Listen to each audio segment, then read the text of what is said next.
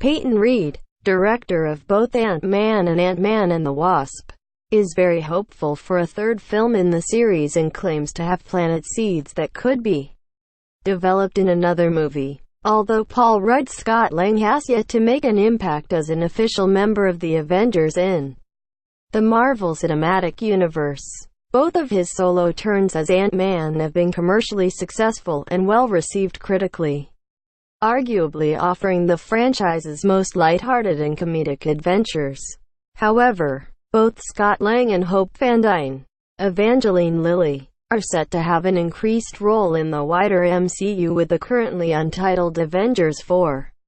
Although Lang was under house arrest during the first round against Thanos, the end of Ant-Man and the Wasp sees him trapped within the quantum realm, a place the movie hints is connected to time travel, with the next Avengers movie strongly rumored to feature time-hopping antics. Ant-Man will likely play a key part, partly because he's one of the few superheroes still alive. Related, Rotten Tomatoes gives the smallest award to Ant-Man and the Wasp, while fans of the MCU eagerly await Rudd and Lillys Avengers 4 appearances. The positive reaction to Ant-Man and the Wasp has raised questions over whether the pair would return in a third solo outing.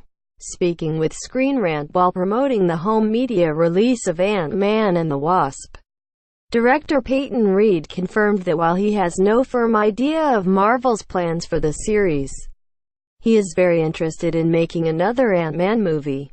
The exchange regarding a potential Ant-Man 3 went as follows. Screen Rant. Ant-Man and the Wasp opened many story possibilities for Ghost and Jan and Bill, as well as Scott and Hope and his daughter Cassie. Do you hope to pay these threads off in the near future? Possibly with an Ant-Man and the Wasp, I guess 2/3, or even a Wasp solo film?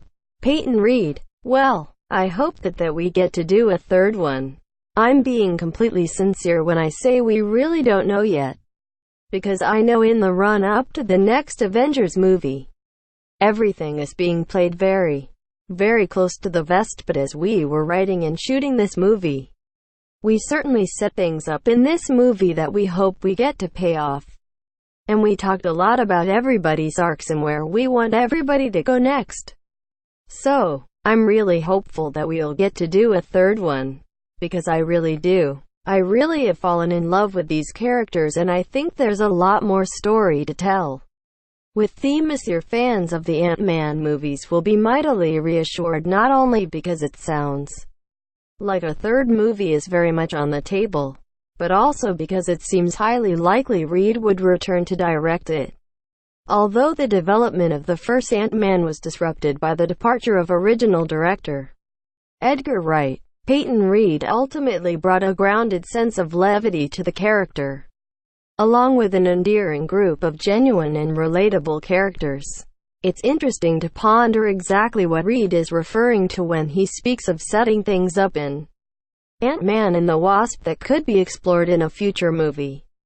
The director could perhaps be referring to Michelle Pfeiffer's Janet Van Dyne, a fascinating character that the movie barely had time to scratch the surface of. Alternatively, Ant-Man and the Wasp made several references to Scott's daughter Cassie wanting to take over her father's mantle as a superhero. Could Ant-Man 3 see a slightly older Cassie take her first steps into wanton vigilantism? Ant-Man and the Wasp is available digitally right now and will be released on DVD and Blu-ray on October 16th. Tags: Ant-Man 3.